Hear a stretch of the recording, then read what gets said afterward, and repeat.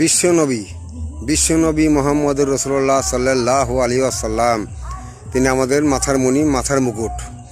বিশ্বনবী তিনি রহমতের ভান্ডারী, উম্মতের কান্ডারী।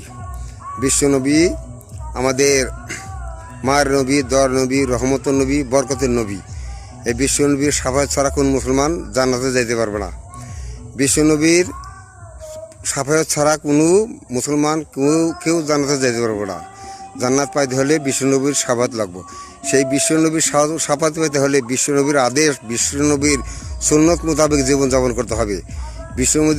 বিশ্বনবী যে সমস্ত আদেশ দিয়ে গেছে সেই আদেশ মোতাবেক জীবনযাপন করতে হবে। হ্যাঁ, বিশ্বনবীর আদেশ মেনে চলতে হবে, আর বিশ্বনবীর সুন্নত আঁকড়িয়ে ধরতে হবে।